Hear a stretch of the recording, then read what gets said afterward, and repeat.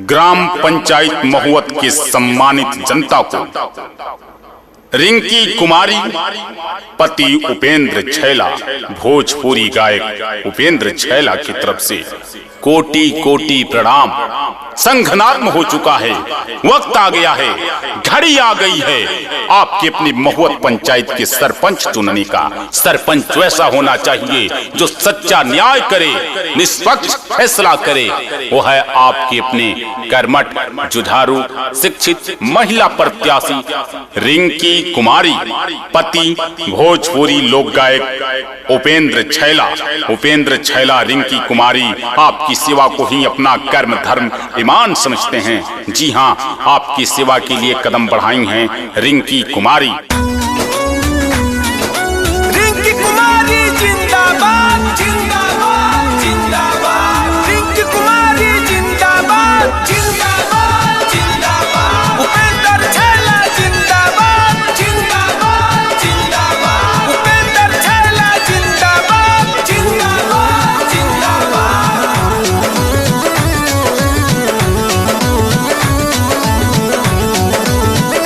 चाची केहू के चक्कर में न अइहा हो, अपन कीमती वोट के बचैहा हो, बचैहा हो। चाची केहू के चक्कर में न अइहा हो, अपन कीमती वोट के बचैहा हो।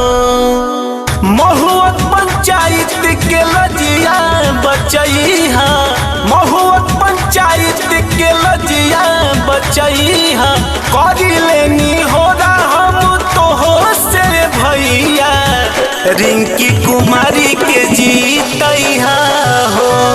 करी लेनी होगा हम तो हो से भैया, सरपंच पद से जीतैहा हो। रिंकी कुमारी तो याद रहे, ये उपेंद्र छैला रिंकी कुमारी कहीं और के नहीं, आपके ही महुवत पंचायत में गांव अमहड़ा ग्राम के रहने वाले, जिन्होंने आज सेवा, शिक्षा, बिजली, पानी सब कुछ को देखते हुए आपके अपने फैसला के लिए कदम बढ़ाई हैं रिंकी कुमारी। जी हाँ, रिंकी कुमारी कहीं और की नहीं, आपके ही अपने ग्राम पंचायत महुवत। पहले पहले हम आईनी चुनाव में, करी है हो न्याय पंचायत अपना गाँव के, पंचायत अपना गाँव के। पहले पहले हम आईनी चुनाव में, करी है हो न्याय पंचायत अपना गाँव के। जातिवाद के भेदभाव मिटई है हो, थाना पुलिस के चक्कर में न ले जाई है हो। जातिवाद के भेदभाव मिटई है हो, थाना पुलिस के चक्कर में न ले जाई है हो। कर विश्वास रिंकी के पुरैहा हो, कर विश्वास रिंकी के पुरैहा हो। करी लेनी हो आज तो हो से भैया, रिंकी कुमारी के जीतैहा हो। करी लेनी हो आज तो हो से भैया, सरपंच पद से जीतैहा हो। महुवत पंचायत में एक छोटा सा गांव, जिस गांव का नाम अमहड़ा है, अमहड़ा ग्राम से भोजपुरी लोक गायक उपेंद्र छैला की धर्म पत्नी हैं रिंकी कुमारी।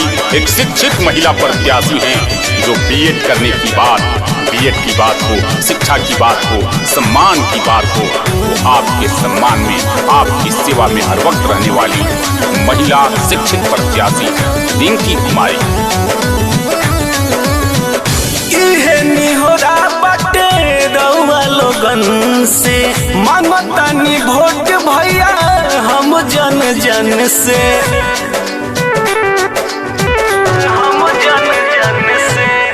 इहे निहोरा बटे रउआ लोगन से, मांगतानी वोट भैया हम जन जन से। रिंकी बिटिया के जनी बिसरैहा हो, उपेंद्र छैला के विजयी बनैहा हो।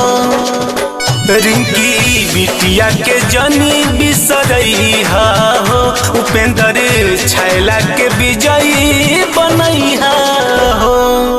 मानवा में ललसा बा जवन पुरैहा हो, मानवा में ललसा बा जवन पुरैहा हो। करी लेनी हो हम तो से भैया, रिंकी कुमारी के जीतैहा हो।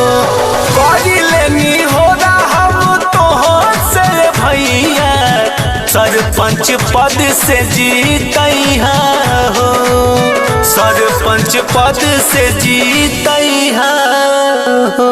ये जीत आपकी महुवत पंचायत की जीत है, ये जीत मजदूर किसानों की जीत है, ये जीत गरीब नौजवानों की जीत है। तो चलना है बूथ के तरफ और अपना एक एक कीमती वोट देकर कर सरपंच निर्वाचित कर अपने क्षेत्र के सच्चे न्याय के लिए रिंकी कुमारी पति भोजपुरी लोक गायक उपेंद्र छैला युवाओं की तकदीर। बात करें युवाओं की, जागो युवा जागो, जागो।